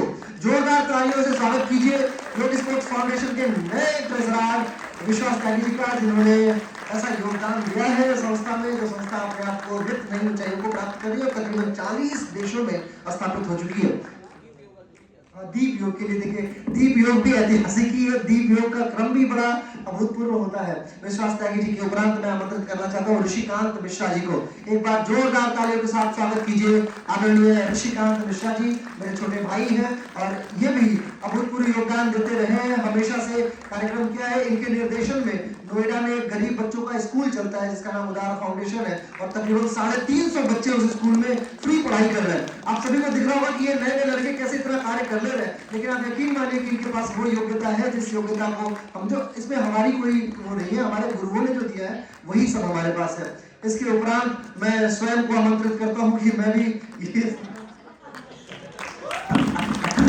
मेरे माध्यम से डॉक्टर शिवम मिश्रा, एसकेएम योग डायरेक्टर निदेशक, हांगजोई, वियतनाम और दुबई में जो अलग अलग जगह एसकेएम योग की शाखाओं के रूप में चल रहे हैं, और इस समय यहाँ पर मैं इसलिए बीच में आ गया। आप में से जो लोग शुरू से हैं उन्होंने देखा होगा कि शिवम टेबल्स भी लगा रहे थे, शिवम गुब्बारे भी बुला रहे थे, मंच सजावट में भी योगदान दे रहे थे, संचालन भी कर रहे थे, और अभी कल ही वियतनाम से आया ये सब कुछ साथ मिलकर, है ना।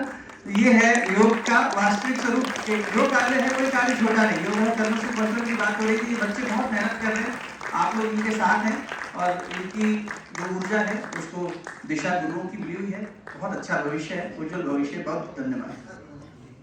मैं आमंत्रित करना चाहता हूँ अपने अगले अध्यक्षीय, इस पूरे कार्यक्रम के अध्यक्षीय स्वरूप को प्रतिपूरित करने वाले श्रीमान अर्पण शर्मा जी। जोरदार तालियां अर्पण जी के लिए, क्योंकि पिछले 2 महीनों से ये लड़का ना ध्यान से खाया। आपको बता रहा था मुझे कि मैं जब भी सर्टिफिकेट डिजाइन कर रहा था तो कभी मूवी देखता, फिर दिमाग में आता कि कैसे डिजाइन होगा, वो डिजाइन नहीं हो रहा था क्योंकि कोरल ड्रा चल नहीं रहा था। और तमाम चीजें, छोटी छोटी चीजें होती हैं, आप करेंगे तो आपको पता चलेगा। सारी चीजें इस अकेले लड़के ने कर दिखाई, और आज हम लोग ये कॉन्फ्रेंस जो है अगले मतलब आधा 50% तो हम लोग इसमें सक्सीड कर ही गए हैं। एक बार जोरदार तालियां। मैं अनुरोध करूंगा पूरी टीम से, एक बार आप सभी लोगों से। अब देखिए ये एक अल्टीमेट फोटोग्राफी है। मैं चाहता हूँ मेरे अध्यापकों से, गुरुजनों से, जो भी वीवीआईपी सीट पे बैठे हुए, आप सभी लोग एक बार मंच पे आ जाए। आप लोगों से सारे वीवीआईपी से जो मंचस्थ हैं, आप अपना स्थान ले लीजिए। हम लोग एक फोटो खींचने वाले हैं। आदरणीय ईश्वर सर, अनुरोध है कि अपना स्थान ले लीजिए। आदरणीय वाइस चांसलर सर, स्थान ले लीजिए। एक फोटो सभी लोग आएंगे, ये देखिएगा, वन बाय वन में आमंत्रित करूंगा। ऊपर आ जाए सर, ऊपर आ जाए सर, आप लोग ऊपर आ जाए जी। Sir doctor Rajiv sir, doctor Vedbhushan sir, सभी लोगों से अनुरोध है आप लोग मंचस्थ हो जाएं। इसके उपरांत जो बच्चे हैं हमारे वो नीचे आके खड़े हो जाओ। यहाँ पे जो भी ये व्हाइट ड्रेस वाले हो जो डॉक्टर बनोगे भविष्य में, आ जाओ सभी लोग आ जाओ। बाकी हमारी जो टीम है, जो कल की कमिटीज है, कल सर तकरीबन 21 कमेटी बनाई गई थी और 21 की 21 कमेटियां अभी भी कार्यरत हैं। पहले ये व्हाइट कॉलर लोग आएंगे नीचे, व्हाइट कॉलर्स लोग आ जाइए।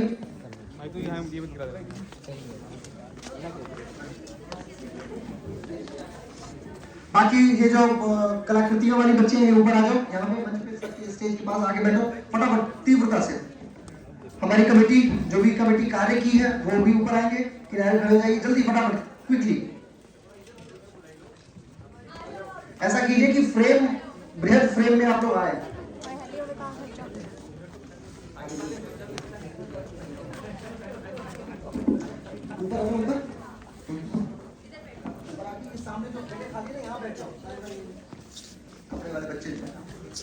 मेरी टीम, कल की जो टीम मेरे साथ मीटिंग में बैठी हुई थी, आई रिक्वेस्ट ऑल मेंबर्स और फिर हमारे आज के डेलीगेट्स से भी अनुरोध है कि आप लोग भी मंचस्थ हो जाए। आप लोगों से भी अनुरोध है आप भी ऊपर आ जाइए, क्योंकि यही फोटो है जो पूरे भारत को रिसर्च की तरफ प्रेषित करेगी। मेरे डेलीगेट्स सर से अनुरोध है मंचस्थ हो जाए।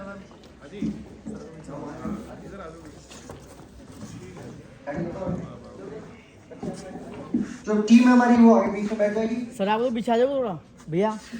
बाकी आप लोग जो भी बचे हुए हैं, बाकी लोग भी आ सकते हैं मंच के ऊपर। मैं रिक्वेस्ट करता हूँ, मैं बहुत सारे लोगों का नाम नहीं जानता हूँ, प्लीज रिक्वेस्ट है आपसे। 2 बच्चियां बाहर बैठी हुई है, पांडे जी अगर आप उन्हें बाहर वालों को बोल देंगे जो रिसेप्शन डेस्क पे बैठी हुई हैं उन्हें आमंत्रित कर लीजिए। सभी लोग मंच पे आ जाइए, ये एक ग्रुप फोटो है।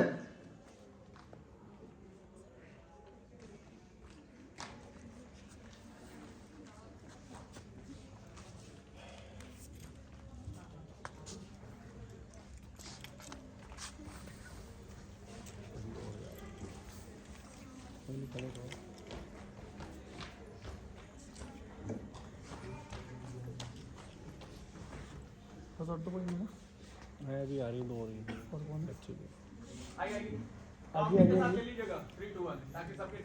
बिल्कुल बिल्कुल भैया, बिल्कुल भैया।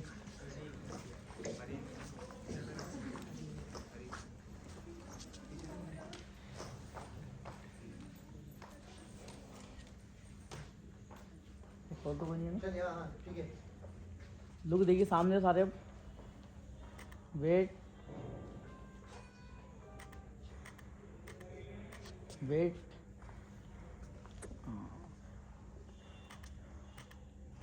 Thank you.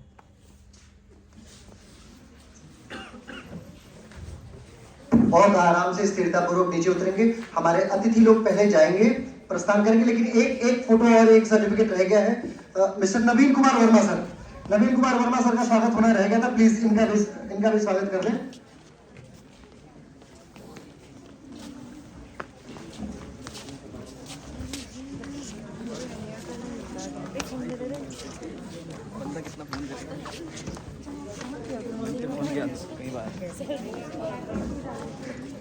अब हम लोग भोजन की तरफ प्रस्थान करें, उसके पूर्ववत का कार्यक्रम जो है वो कुलपति सर का संभाषण।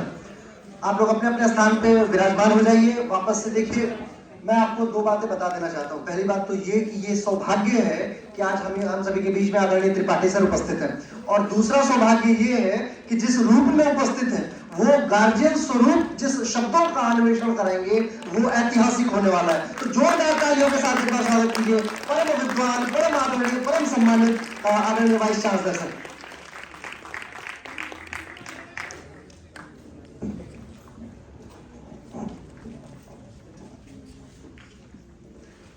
अष्टांग योगालय के द्वारा आयोजित ये योग का अंतर्राष्ट्रीय कार्यक्रम मंच पर उपस्थित हमारे योग गुरु डॉक्टर ईश्वरचंद भारद्वाज जी,